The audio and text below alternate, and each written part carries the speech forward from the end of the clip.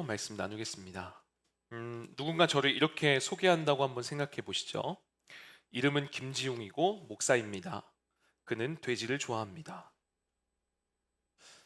김지웅이라는 것과 목사라는 것은 해석이 되는데 이 돼지를 좋아한다는 말에는 여러 해석이 가능해지죠.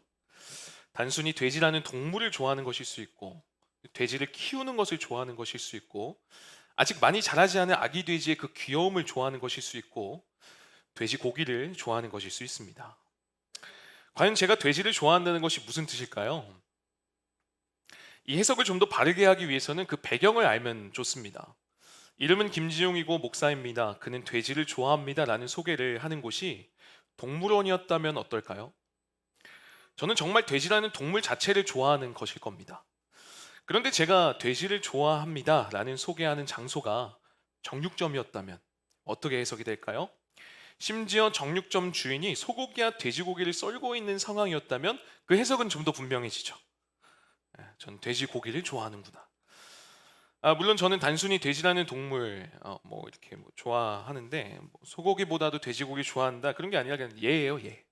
저는 모든 고기를 좋아합니다. 소도 좋아하고 돼지고기도 좋아하고 심지어 닭까지 사랑합니다.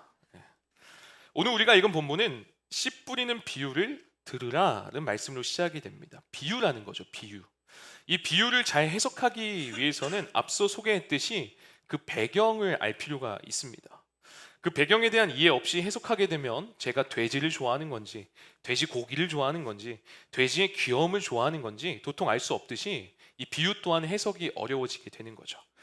그러다 보니 참 다양한 해석으로 설교가 되었던 본문이 오늘 이 씨 뿌리는 비유입니다. 보통 이 말씀을 어떻게 이해하고 해석하십니까? 일반적으로 이렇게 이해했다 생각이 듭니다. 일반적으로 여러분 이렇게 들어왔을 것 같아요. 사람들의 마음이 길가와 같기도 하고 돌밭과 같기도 하고 가시떨기 같기도 합니다. 그래서 복음이 하나님의 말씀이 내 마음에 떨어져서 열매를 맺기 위해서는 내 마음을 잘 기경해야 되고 그 말씀대로 살고자 할 때 혹시 고난이 오거나 어려움이 왔을 때 내 마음에 두려운 마음, 뭔가 불안한 마음이 생기면 그 마음에 생긴 돌들을 제거해야 한다 라는 것이죠. 그리고 자꾸만 신경 쓰이게 하는 세상으로부터 오는 염려가 오거나 재물에 대한 유혹이 오면 그와 같은 가시떨기를 걸러내야 합니다. 그리고 길가와 같은 굳은 마음을 깨뜨리고 욕심을 다 버렸을 때 그제서야 말씀이 30배, 60배, 100배 열매를 맺게 될 것입니다. 여러분 어떠십니까? 여러분의 마음이 길가입니까? 돌밭입니까? 가시떨기입니까? 아니면 좋은 땅입니까? 여러분의 마음을 좋은 밭으로 가꾸십시오. 우리는 좋은 땅, 옥토가 되어야 합니다. 라고 보통 설교를 하게 되죠. 여기에 아멘 하시라고 제가 말씀드린 건 아닙니다. 물론 아멘 하셔도 돼요. 그렇게 해석해도 크게 지장은 없을 것 같은데, 그런데 이렇게 설교를 하게 된다면 제 예상으로는 여기 계신 대다수의 분들이 자기 자신을 향해서 나는 좋은 땅이다, 나는 옥토다 라고 생각하는 사람은 거의 없을 것 같아요. 그리고 실제로 열심히 신앙생활을 해나가고 마음밭을 갈면서 5년 뒤, 10년 뒤, 15년 뒤 열심을 내서 지내더라도 이제 내가 좋은 땅이 되었다라고 만족하는 사람도 거의 없을 것 같아요. 솔직히 말하면 우리는 정말 좋은 땅이 아닙니다. 내 마음을 보면, 내 상황을 보면 전혀 좋은 땅이라고 할 수가 없어요. 아무리 봐도 내 마음은 뭔가 굳어버린 길가와 같고 열심히 기도도 하고 애는 쓰지만 어떤 환난이나 어려움이 좀 오면은 금방 식어져 버리는 돌밭과 같은 거죠.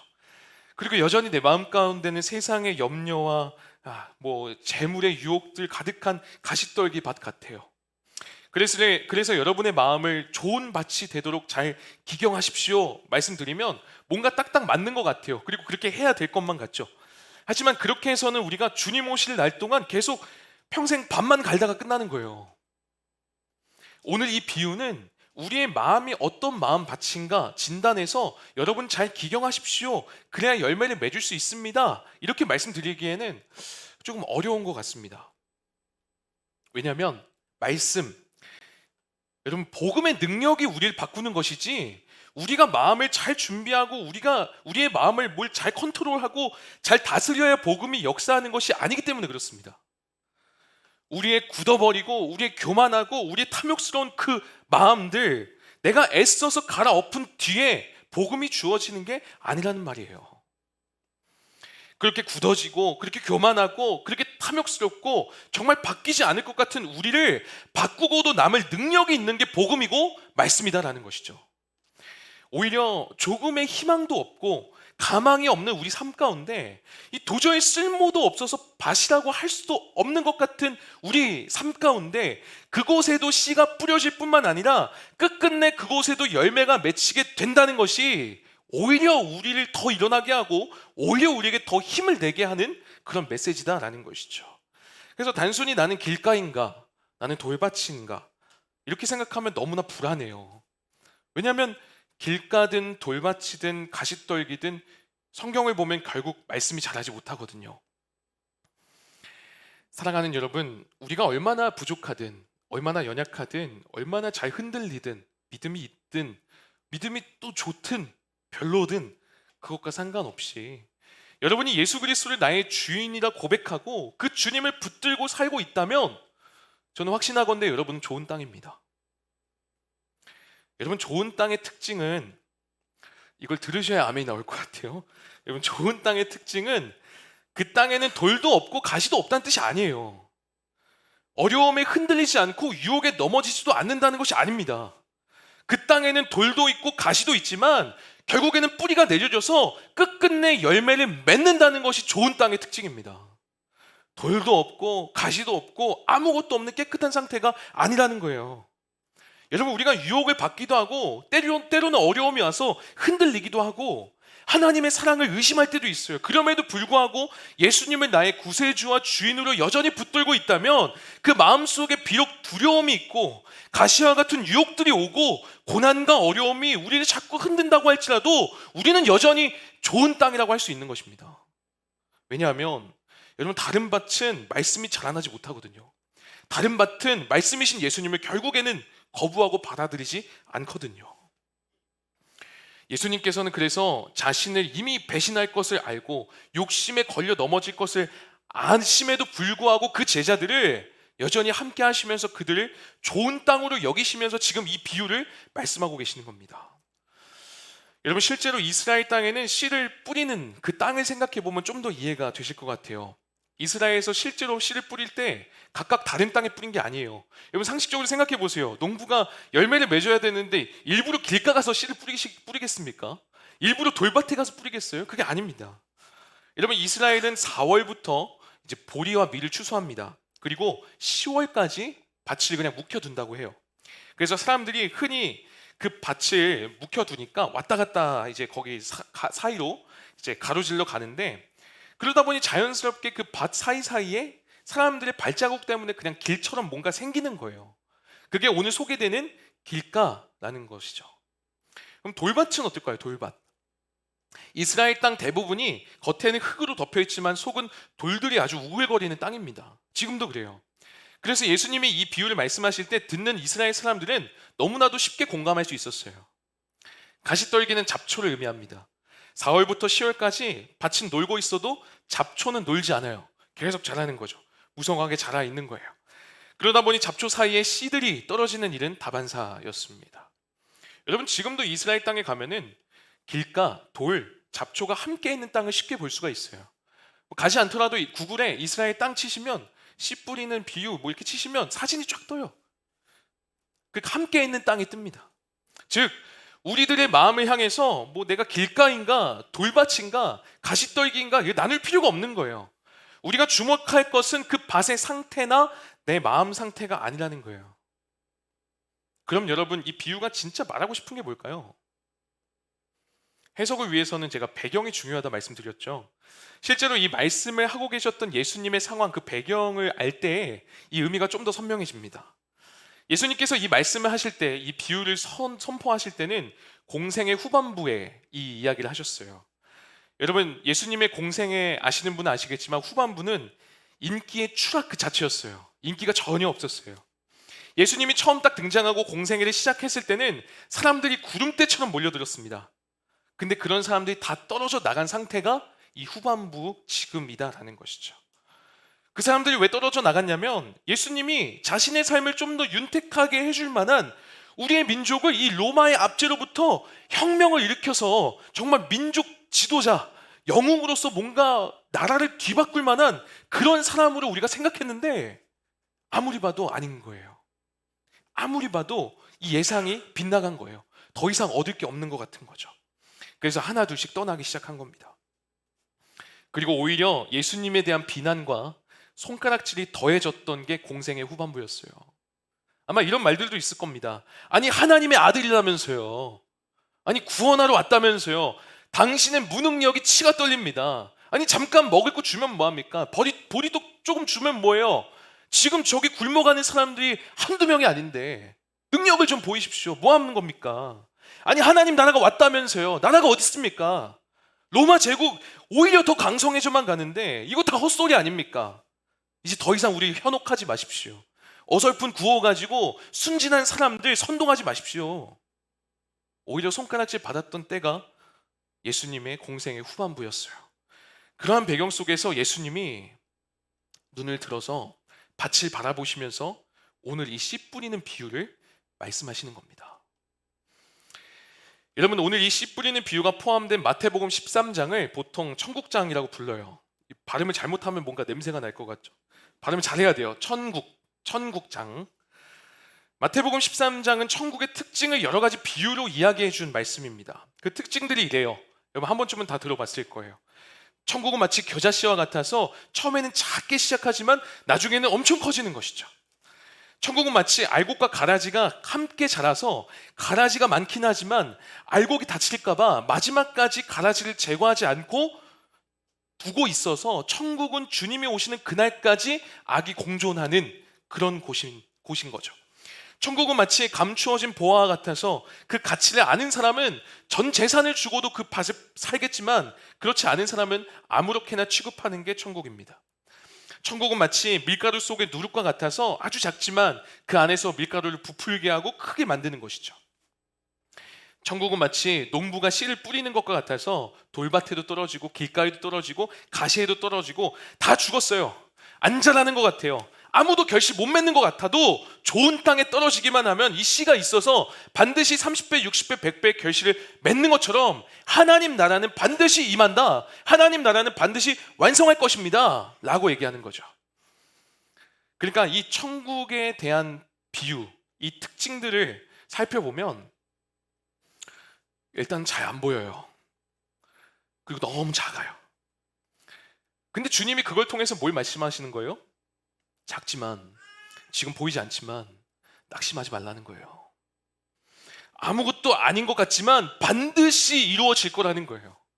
안 될 것 같지만 낙심하지 말 것은 그것이 기어코 이루어질 것이기 때문에 그렇다라는 말씀입니다. 오늘 예수님은 그 이야기를 지금 하고 계시는 거예요. 말씀을 갖고 살아가는 그들, 복음의 삶을 살아가야 될 이 제자들에게 그들이 낙심할까 봐, 오늘 말씀을 들고 살아가는 우리들이 낙심할까 봐, 실망할까 봐, 이러한 어려움 속에서 중간에 그만둘까 봐, 그래서 그들을 격려하고 위로하기 위해서 하신 말씀이 오늘의 비유인 것입니다. 약해 보이지만, 아무것도 아닌 것 같지만 결코 낙심하지 말아야 할 것은 이 천국은 겨자씨와 같아서 보이지 않지만 너무 작아요. 그러나 반드시 자라게 될 거다. 훗날에 새들이 깃드는 나무가 될 거다. 이 천국은 다른 사람들이 다 걷어차 버리고 아무것도 아닌 것처럼 하찮게 여기지만 그럼에도 천국은 마치 밭에 감추인 보화 같아서 그 어떤 것과도 바꿀 수 없는 것이 될 거다. 그러니 낙심하지 말라.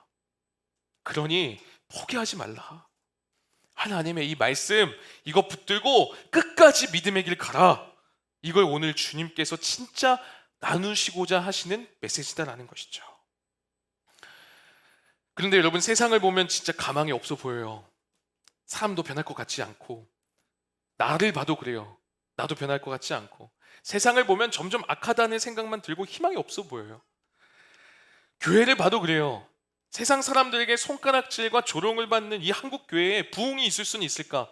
다시 일어날 수는 있을까? 하나님의 영광을 드러낼 곳이 있을까? 생각해보면 안 될 것 같다는 생각이 들 만큼 이미 이 세상 교회 안도 세속적이고 이기적인 것들이 너무 많이 들어와 있어서 절망적일 때가 많이 있어요. 아니, 다른 곳 바라볼 필요도 없이 나를 한번 보십시오. 우리가 믿음으로 살겠다고 다짐하지 않습니까? 하나님의 말씀대로 살겠다고 결단하지 않습니까? 근데 왜 이렇게 쉽게 우리가 흔들려요? 왜 이렇게도 쉽게 넘어져요? 왜 이렇게도 아무것도 아닌 일에 주저앉아 우리가 울고만 있는 거예요? 이 세상을 살면서 그 어렵고 힘든 세상에서 경제적으로, 신문적으로, 가정적으로 어려움을 당할 때마다 도대체 아무것도 보이지 않는 것 같은 그러한 상황을 살아갈 때 우리는 절망적에, 우리는 자꾸만 포기할 때가 많습니다. 이제 그만하고 싶다는 생각도 들어요. 이렇게 살아서 뭐가 되냐고. 이제 그만 쉬었으면 좋겠고, 남들처럼 그냥 살았으면 좋겠고, 이제는 이렇게 고생 안 했으면 좋겠고, 이제는 뭔가 될 것처럼, 꼭 될 것처럼 그 희망을 가지고 다시 한번 일어서 해보고자 하는 그런 노력과 의욕조차도 이제는 아무 의미 없는 것 같을 때가 와요. 그냥 주저앉아서 흘러가는 대로 거친 역류에 거슬러 올라가는 것이 뭔가 어리석어 보이고 무모해 보이고, 계란으로 바위치는 듯한 되지도 않을 일들을 뭔가 하나님의 말씀을 붙잡고 살겠다고, 제자로 살겠다고 몸부림치는 거, 때로는 그만하고 싶을 때가 너무 많은 거예요. 누가 알아주냐고요, 이거. 정말 자신이 없을 때가 많이 있어요. 여러분, 예수님의 제자들 안 그랬을까요? 예수님의 제자들 힘들지 않았을까요? 그 핍박과 그 환난 가운데 아무도 자기 말을 들어주지 않는 것 같아요. 그 숱한 세월 가운데 가난과 질병과 때로는 피곤함과 싸우면서 이 제자의 삶을 살아가는 그들에게 얼마나 자주 낙심할 수밖에 없는 순간들이 많았겠습니까? 그 제자들에게 예수님 말씀하시는 거예요. 하나님은 반드시 승리하신다고. 하나님 나라는 반드시 임한다고.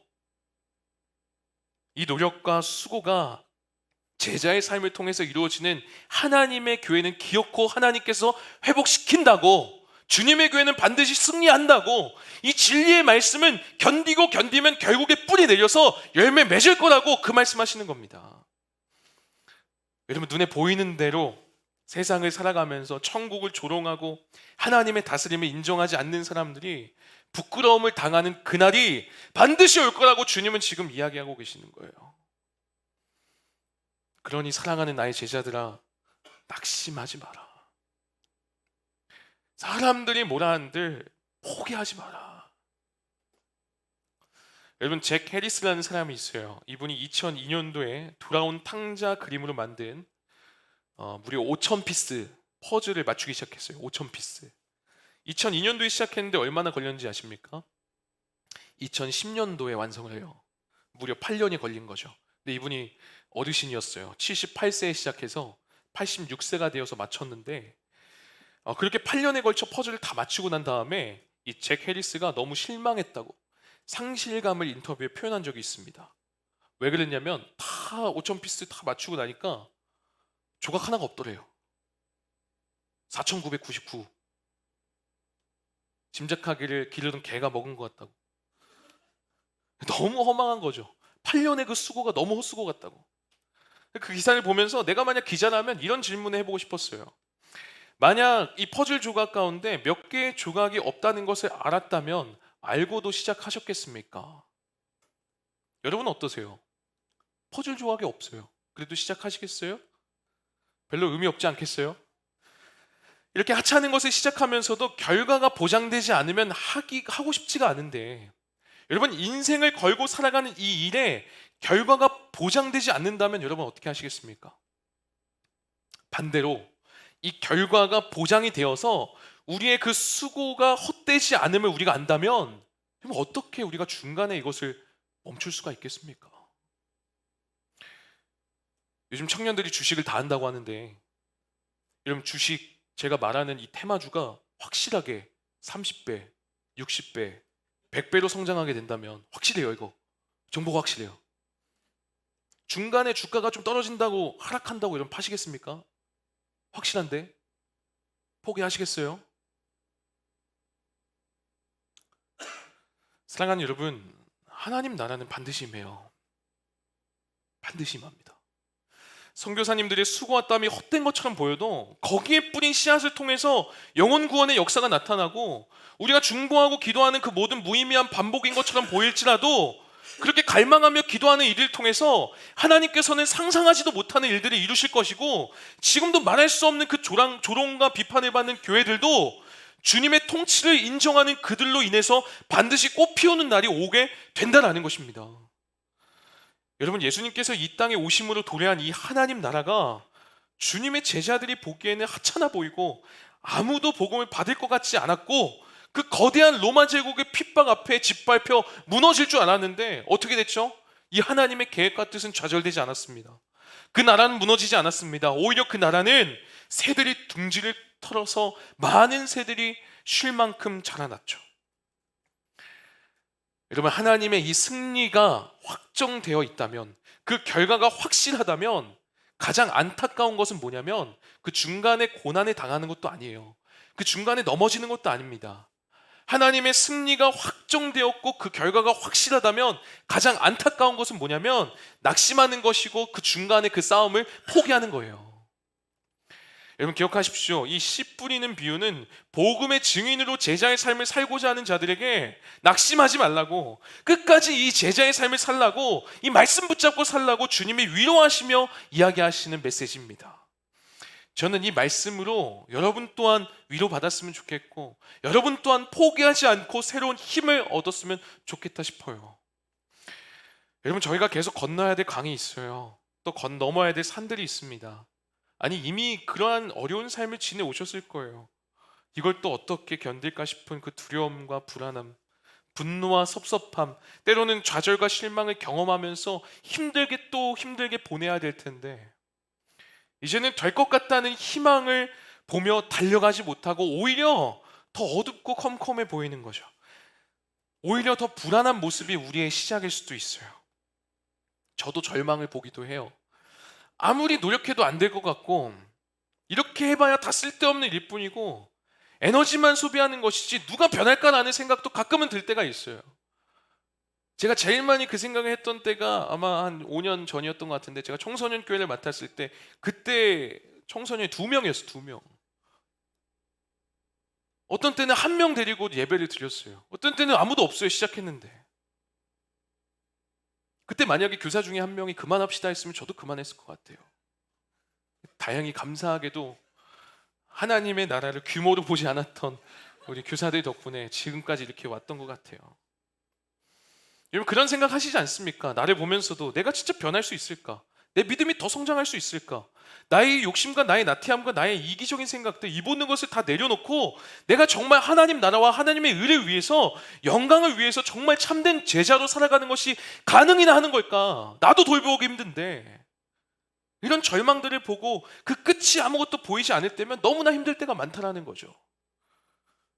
저도 그래요. 저도 교회 밖에만 나가면, 집에만 가면 그렇게 화내고 뭐 짜증내고 뭐 작은 일을 왜 그런지 모르겠어요.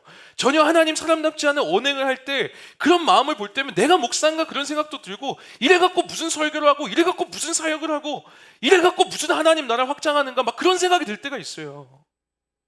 그런데 그런 우리에게 오늘 주님께서 하시는 말씀은 뭐냐면, 저와 여러분이 어찌 생각하면 붙잡고 갈 수 있는 가느다란 빛을 비춰주시는 거예요. 그 절망 너머에 보이지 않는 희망의 빛을 비춰주시는 거예요. 주님은 그 상황 속에서도 우리에게 말씀하시는 거예요. 너 견디기만 하면 너 반드시 이길 거야. 너 반드시 될 거야. 결국에 열매 맺힐 거야.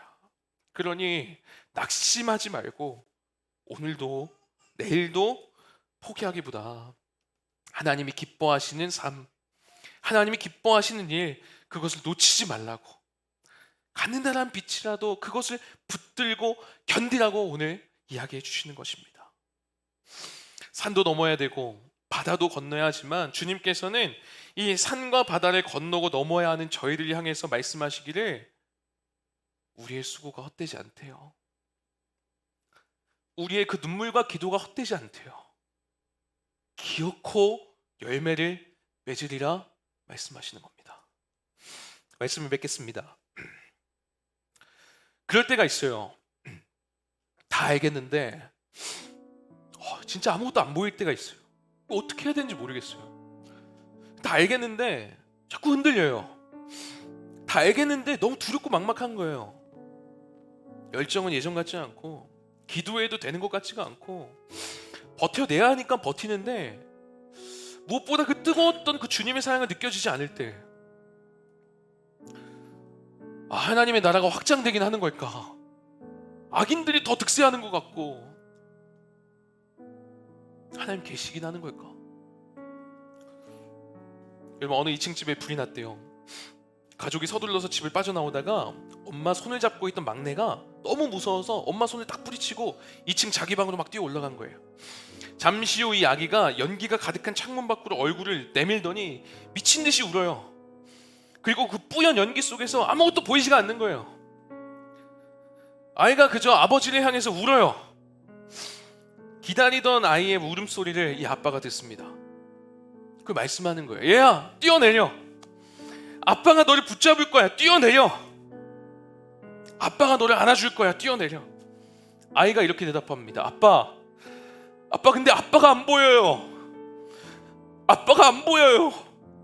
저 무서워서 못하겠어요. 아무것도 보이지가 않아요. 아빠가 밑에서 또 얘기하는 거예요. 알아. 아빠도 알아. 근데 아빠는 네가 보여. 아빠는 네가 보여. 아빠는 네가 보여. 너 보이지 않아도 괜찮아. 네가 보이지 않아도 아빠는 네가 보여. 그러니까 뛰어내려. 여러분, 잊으면 안 될 분명한 진리가 있습니다. 너는 내가 보이지 않아도 얘야, 아빠는 네가 보인단다. 네 그 어둠의 골목에서 너는 아빠가 보이지 않더라도 얘야, 아빠는 너가 보인단다. 여러분, 우리가 하나님을 보지 못하고 느끼지 못하고 열심히 기도하고 믿음대로 살아가는 것 같은데, 그런데 내 삶은 전혀 하나님 나라가 있는 건지 열매는 맺혀지는 건지 도통 알 수 없는 그때에도 여러분 기억하십시오. 하나님 여전히 우리 바라보고 계시다는 거. 하나님은 여전히 우리 보이세요. 그리고 하나님 나라는 우리가 보지 못할 뿐이지 여전히 자라가고 있는 겁니다. 막막해도 이 눈에 아무 증거 아니 배워도 우리 사랑하는 예수님께서 이 길 끝에서 우리 맞이해 주실 것이기 때문에 우리는 이 길을 포기하지 않고 가는 거예요. 여러분, 우리 아직 끝나지 않았잖아요. 씨 뿌리는 이 농부의 마음이 그런 것 같아요. 하나님의 마음이 이런 게 아닐까 싶어요. 얘들아, 포기하지 말자. 얘야, 포기하지 말자. 내가 너를 포기하지 않기 위해서 나는 아들을 포기했어.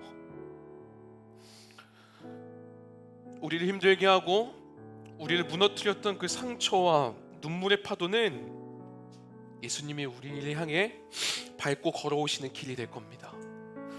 나는 보이지 않아 떨고 있고 힘들어하는 그 순간에도 우리를 보이지 않게 지키시고 함께 하시는 그 하나님 아버지가 그 끝날에 우리 안아주실 거예요. 그리고 우리는 그 아버지 품에서 이렇게 고백할 거예요. 하나님, 저 약속 잘 지켰죠. 하나님, 저 너무 힘들었어요.